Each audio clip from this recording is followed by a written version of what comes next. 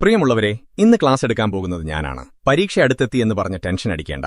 വെറും 7 മിനിറ്റ് കൊണ്ട് നമുക്ക് ഈ ചാപ്റ്റർ പൂർണ്ണമായും പഠിച്ചെടുക്കാം.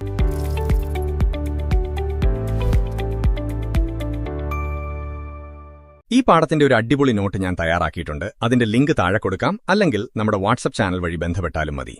പ്രിയ വിദ്യാർത്ഥികളെ, നിങ്ങൾക്കെല്ലാവർക്കും സ്വാഗതം. നോക്കൂ, ഇന്നത്തെ ഈ ക്ലാസ് ഒരു സാധാരണ ക്ലാസ്സല്ല. നിങ്ങളുടെ സിലബസിലെ ഏറ്റവും പ്രധാനപ്പെട്ട ഒരു ഭാഗമായ കേരള ചരിത്രത്തിലെ വാണിജ്യവും വിനിമയങ്ങളുമാണ് നമ്മൾ ഇന്ന് ഡീകോഡ് ചെയ്യാൻ പോകുന്നത്. കഴിഞ്ഞ 20 വർഷമായി ഞാൻ ഈ വിഷയം പഠിപ്പിക്കുന്നുണ്ട്. അതുകൊണ്ട് തന്നെ എനിക്ക് ഉറപ്പിച്ചു പറയാൻ കഴിയും, ഈ ക്ലാസ് നിങ്ങൾ മുഴുവനായി ശ്രദ്ധിച്ചാൽ 1 മാർക്ക് പോലും നിങ്ങൾക്ക് നഷ്ടപ്പെടില്ല. യാതൊരുവിധ ഡേറ്റാ നഷ്ടവുമില്ലാതെ പരീക്ഷയ്ക്ക് ചോദിക്കാൻ സാധ്യതയുള്ള ഓരോ ചെറിയ പോയിന്റും നമ്മൾ ഇന്ന് കവർ ചെയ്യാൻ പോവുകയാണ്. അപ്പോൾ റെഡിയല്ലേ? നമുക്ക് തുടങ്ങാം. ഇന്നത്തെ നമ്മുടെ പ്രധാന ടോപ്പിക്കുകൾ എന്തൊക്കെയെന്ന് പെട്ടെന്നൊന്ന് നോക്കാം.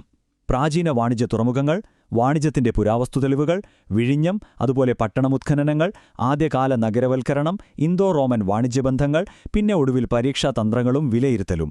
ഇതെല്ലാം നമ്മൾ കൃത്യമായി പഠിക്കും, ഒന്നും തന്നെ ഒഴിവാക്കില്ല. ശരി, നമുക്ക് ഒന്നാമത്തെ ഭാഗത്തേക്ക് കടക്കാം. പ്രാചീന വാണിജ്യ തുറമുഖങ്ങളും സാഹിത്യ തെളിവുകളും. ഒരു കാര്യം ഓർക്കുക, നമ്മൾ ഈ പറയുന്ന കാലം, അതായത് BCE 3-ാം സഹസ്രാബ്ദത്തിൽ തന്നെ പശ്ചിമേഷ്യ, ഈജിപ്റ്റ്, അറബികൾ, ബാബിലോണിയക്കാർ, ഗ്രീക്കുകാർ, റോമാക്കാർ, ചൈനക്കാർ, ഇവരുമായിട്ടൊക്കെ നമ്മുടെ മലനാടിന് ശക്തമായ വ്യാപാര ബന്ധമുണ്ടായിരുന്നു.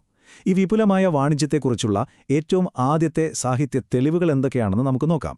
കുട്ടികളെ, നിങ്ങളുടെ നോട്ട്ബുക്കിൽ ഈ പേരുകൾ ഇപ്പോഴേ അണ്ടർലൈൻ ചെയ്തു വെച്ചോളൂ. ഷോർട്ട് ആൻസർ ചോദ്യങ്ങൾക്ക് ഇത് വളരെ നിർബന്ധമാണ് കേട്ടോ. 1 10 ഇതില് കാക്കൈപ്പാടിനിയാർ എന്ന കവയത്രി ചേരന്മാരുടെ കപ്പലുകൾ വിദേശത്ത് പോയി വലിയ തോതിൽ സമ്പത്ത് കൊണ്ടുവരുന്നതിനെക്കുറിച്ച് കൃത്യമായി പറയുന്നുണ്ട്. രണ്ടാമത്തേത് സംഘകാല കവിയായ പരണർ.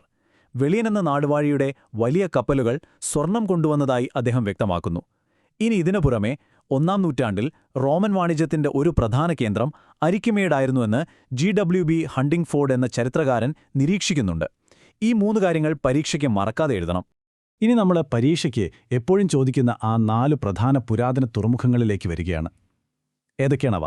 മുസിരിസ്, തിൻഡീസ്, ബെറൈസ്, പിന്നെ നെൽക്കിൻഡ. ഇതിൽ മുസിരിസ് അറിയാമല്ലോ, അതാണ് ഇന്ത്യയിലേക്കുള്ള പ്രധാന കവാടം, അതുപോലെ കുരുമുളക് വാണിജ്യത്തിന്റെ കേന്ദ്രവും.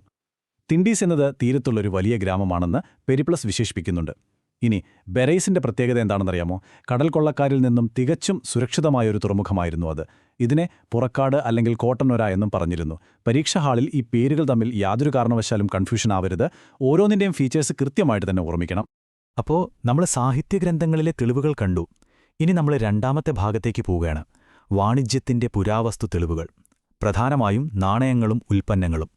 പുസ്തകങ്ങളിൽ എഴുതിവെച്ചതിനേക്കാൾ എത്രയോ ശക്തമാണ് നമ്മൾ മണ്ണിൽ നിന്ന് കുഴിച്ചെടുത്ത ഈ ദീർഘദൂര വാണിജ്യപാതകളുടെ തെളിവുകൾ, അല്ലേ? അതെന്തൊക്കെയെന്ന് നോക്കാം. വാണിജ്യത്തിന്റെ ഏറ്റവും വലിയ, തർക്കിക്കാൻ പറ്റാത്ത തെളിവെന്താണ്? അതെ, നാണയങ്ങൾ തന്നെ.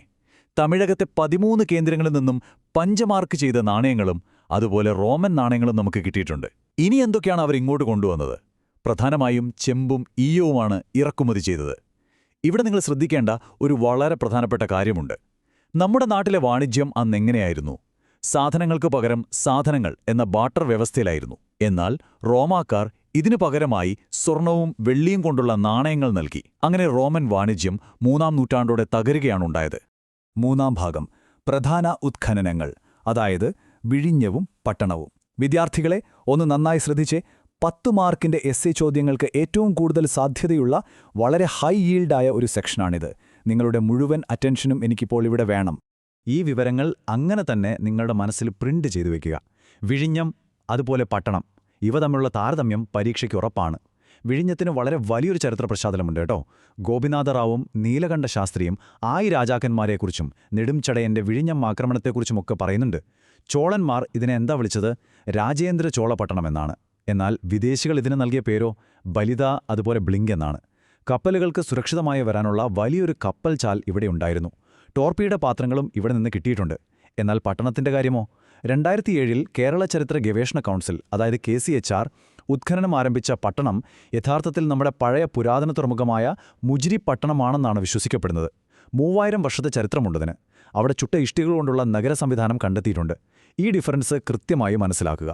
ഞാൻ നേരത്തെ പറഞ്ഞ പട്ടണം എസ്സേ ചോദ്യത്തിൽ മുഴുവൻ മാർക്കും നേടാനുള്ള ഒരേയൊരു രഹസ്യം ഈ ടൈം ലൈനാണ്. ഞാനത് പതിയെ പറയാം, നിങ്ങൾ മനസ്സിലതൊന്ന് വിഷ്വലൈസ് ചെയ്യാൻ ശ്രമിക്കുക. നോക്കൂ, 1.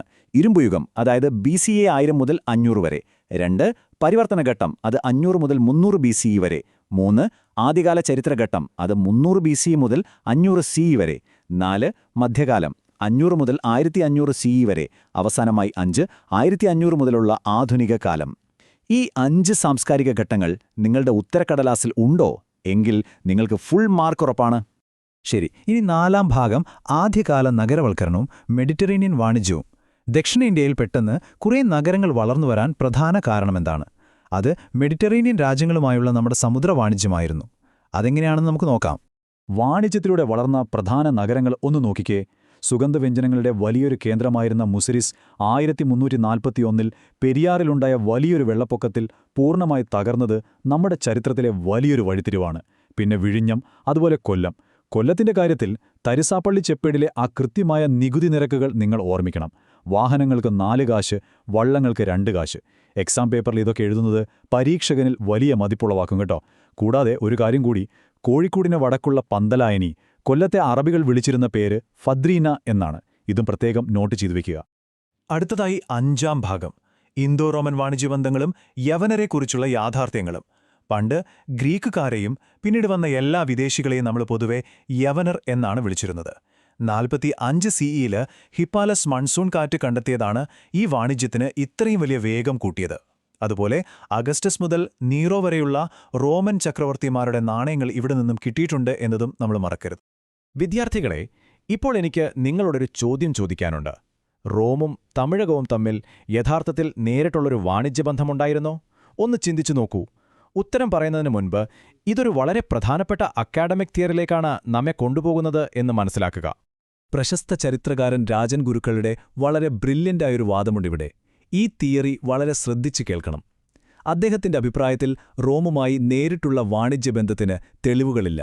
നമ്മുടെ ഇവിടുത്തെ വാണിജ്യം വിനിമയമൂല്യത്തേക്കാൾ, അതായത് എക്സ്ചേഞ്ച് വാല്യൂവിനേക്കാൾ ഉപയോഗമൂല്യത്തെ അഥവാ യൂസ് വാല്യൂവിനെ അടിസ്ഥാനമാക്കിയായിരുന്നു. അതിനർത്ഥമെന്താണ്? അവർ കൊണ്ടുവന്ന ഈ റോമൻ സ്വർണ്ണനാളയങ്ങൾ നമ്മുടെ നാട്ടുകാർ ഒരു കറൻസിയായി ഉപയോഗിച്ചിരുന്നില്ല. മറിച്ച് അതൊരു പദവിയുടെയും പ്രതാപത്തിന്റെയും പ്രതീകമായിട്ടാണ്, അല്ലെങ്കിൽ ഒരു വലിയ സ്റ്റാറ്റസ് സിമ്പിളായിട്ടാണ് അന്ന് ഉപയോഗിച്ചിരുന്നത്. ഈ ഒരു വാദം നിങ്ങളുടെ ഉത്തരത്തിൽ നിർബന്ധമായും ഉൾപ്പെടുത്തിയിരിക്കണം. ഇനി നമുക്ക് ഈ ക്ലാസിന്റെ ഏറ്റവും നിർണായകമായ അവസാന ഭാഗത്തേക്ക് കടക്കാം. പരീക്ഷാതന്ത്രങ്ങളും വിലയിരുത്തലുകളും. നമ്മൾ ഒരുപാട് കാര്യങ്ങൾ പഠിച്ചു. ഇനി പരീക്ഷാ തയ്യാറെടുപ്പിന്റെ അവസാന ഘട്ടത്തിൽ എന്റെ 20 വർഷത്തെ അധ്യാപന പരിചയം വെച്ച് നിങ്ങളുടെ ചോദ്യപേപ്പറിൽ വരാൻ പോകുന്ന കാര്യങ്ങൾ എന്തൊക്കെയാണെന്ന് ഞാൻ കൃത്യമായി പറഞ്ഞുതരാൻ പോവാണ്. വളരെ ശ്രദ്ധിക്കുക. നമ്മൾ ഈ ക്ലാസ്സിൽ ഇതുവരെ പഠിച്ച പല കാര്യങ്ങളും കഴിഞ്ഞ മോഡൽ പേപ്പറിൽ ഇതിനകം വന്നു കഴിഞ്ഞതാണ്. ഉദാഹരണത്തിനും പട്ടണം ഉദ്ഘനനം 2 മാർക്കിനും തരിസാപ്പള്ളി ചെപ്പേടും അതുപോലെ മുസിരിസും ഓരോ മാർക്കിനും ചോദിച്ചിരുന്നു. അപ്പോൾ ഇതിൽ നിന്നും ഈ ഭാഗം എത്രത്തോളം ഇമ്പോർട്ടൻ്റ് ആണെന്ന് നിങ്ങൾക്ക് മനസ്സിലാക്കാമല്ലോ, അല്ലേ? ഈ കോൺസെപ്റ്റുകൾ നിങ്ങൾ ഒരു സംശയവുമില്ലാതെ പൂർണ്ണമായും പഠിച്ചിരിക്കണം. ഇതെന്റെ ഉറപ്പായ പ്രവചനങ്ങളാണ്, അല്ലെങ്കിൽ ഷുവർ ഷോട്ട് ക്വസ്റ്റ്യൻസ് ആണ്. 10-4 മാർക്കിന് പട്ടണം അതുപോലെ വിഴിഞ്ഞം ഉദ്ഖനനങ്ങളെക്കുറിച്ച് വലിയൊരു ചോദ്യം ഉറപ്പായും വരും.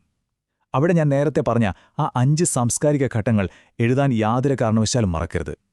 ഇനി 4 മാർക്കിന് രാജൻ ഗുരുക്കളുടെ നാണയങ്ങളെക്കുറിച്ചുള്ള നിരീക്ഷണവും ചോദിക്കാം. കൂടാതെ 2 മാർക്കിന്റെ ഷോർട്ട് നോട്ടായി ഫദ്രീന അല്ലെങ്കിൽ വിഴിഞ്ഞത്തെ കപ്പൽച്ചാൽ എന്നിവയും നിങ്ങൾക്ക് തീർച്ചയായും പ്രതീക്ഷിക്കാം. ഈ കാര്യങ്ങൾ പരമാവധി മാർക്കിനായി ഇപ്പോൾ തന്നെ ഹൃദിസ്ഥമാക്കുക.